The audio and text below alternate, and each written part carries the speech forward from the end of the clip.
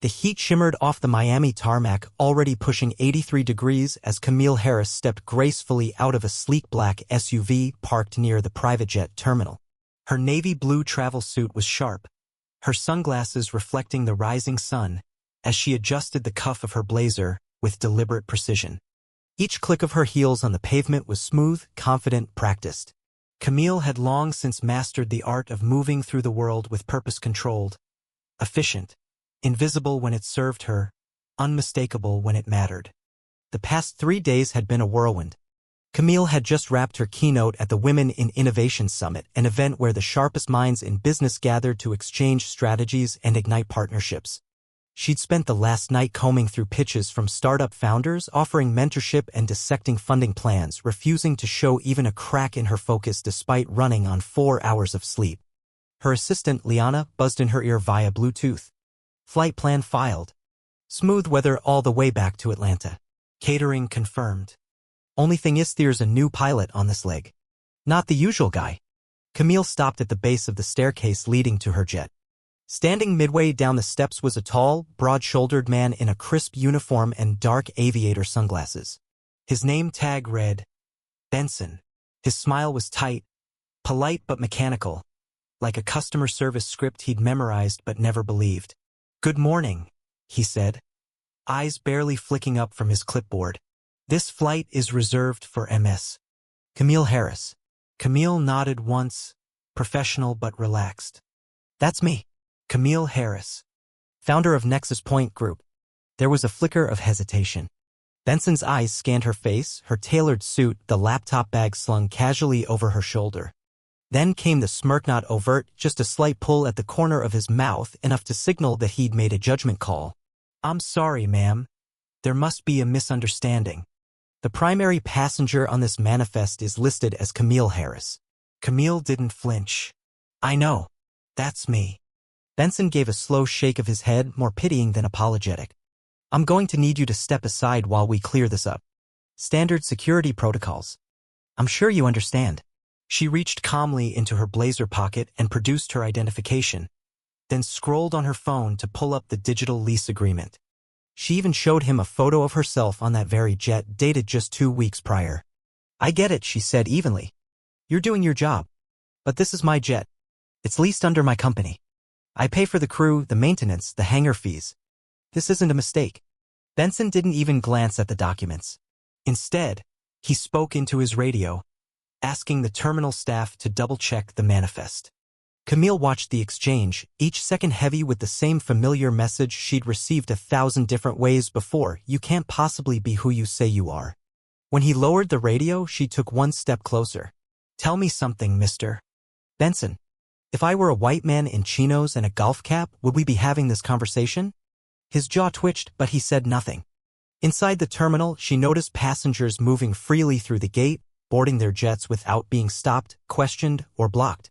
One woman, clad in yoga pants and a Chanel tote, breezed through security with just a nod from the staff. Camille's phone vibrated. She answered without looking. "We've got a situation," she told Liana. "I'm on it," Liana replied sharply. "I'm calling the charter director now. Don't move." Within minutes, a second man joined Benson at the steps, a graying operations manager with a clipboard of his own. He gave Camille the same polite but dismissive smile. "Ma'am, we're confirming a few details. Please be patient." Camille held his gaze. "While you confirm whether I belong on my own aircraft, should I just stand here like an intruder on the tarmac? Or would you prefer I wait inside where the air conditioning works?" "Standard verification process, ma'am," the manager replied. "Standard for whom?" Camille pressed, but neither man answered. They kept their eyes on their clipboards, their radios, anywhere but on her. Camille lowered her voice, but not the weight of her words. "I've had this charter contract for over 3 years. I fly this jet regularly. I sign the checks that pay for your uniforms." Benson's shoulders stiffened. "You're saying you're Camille Harris? I've said it 5 times now. What exactly about me doesn't fit the picture in your head?" Her tone sharpened, controlled but edged in ice. He didn't respond. Camille watched as the manager fumbled with his radio again, murmuring updates to the terminal. "If this was about security, you'd be verifying my documents," Camille said steadily. But you're not. You're verifying me. My existence. At that moment, Liana called back. I spoke with the director. He's furious. The CEO wants to speak with you personally. Stay put. Camille nodded more to herself than anyone else and leaned casually against the railing. The two men were still talking quietly when a black sedan pulled up at the edge of the tarmac. Out stepped Celine Moore, regional director for the charter company, dressed in a sharp burgundy suit. She moved with certainty, her face set in a tight, controlled expression. Benson straightened his back, eyeing her approach. "May I help you?" he asked, as if he still held authority over the situation. Celine didn't even slow down. "I'm Celine Moore, corporate liaison. You must be the new pilot." "Yes, ma'am." "Benson." "You won't be for long," Celine replied curtly. Turning to Camille, her demeanor softened. "Ms. Harris, I apologize on behalf of Charterlink. This should never have happened." Camille raised an eyebrow but said nothing. She wanted to hear how the men would explain themselves. Benson stammered, "I was just following identity verification procedures." "She didn't." "She had everything," Celine snapped, cutting him off. "ID, lease receipt, digital manifest.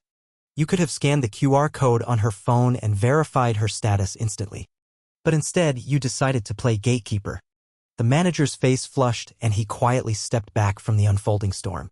Camille spoke then, her voice low but firm. "He told me, to my face, that he couldn't believe I could be me. Not even by mistake." Celine turned slowly back to Benson. "Is that accurate?" "I didn't mean it like that," he mumbled, staring down at the ground. "But you said it," Celine replied coldly. She gestured toward the plane. "Ms. Harris, would you like to board?" Camille nodded once. "Yes, I would." As she moved past Benson toward the stairs, he blurted out, "It's not about race." "I didn't mean to offend anyone." Camille paused halfway up the steps. She turned slowly, her gaze pinning him in place. "Then what was it about?" "My height? My earrings? My hair texture?" Benson's mouth opened, but no words came out. Camille gave a soft, humorless laugh. "If I were a tall white man in a Patagonia vest carrying a golf bag, you'd be offering to stow my luggage." Celine nodded toward the operations desk. "Leave your badge and credentials inside, Benson. HR will be in contact." Benson's face collapsed into disbelief. "Wait, you're firing me?" "You'll be contacted," Celine repeated, unmoved. Inside the jet, Camille sank into the cream leather seat beneath the brass nameplate that read Harris. She stared out the window, breath steady, then pulled out her phone. She wasn't one to go live on social media, but today felt different. She hit record. "I'm sitting here on my own jet after being told I wasn't me. After showing my ID, my contract, my payment receipt, still, that wasn't enough. Because I didn't look like who they expected." Her voice stayed calm. Honest. Raw. "I wonder how many black women, how many women of color have stories like this that no one ever sees. Until now." She stopped the recording and hit post. What she didn't expect was how fast the world would respond. By the time she landed in Atlanta, her video had exploded across social media. But that was only the beginning of the conversation that would unfold, a conversation about belonging, bias, and the cost of disbelief.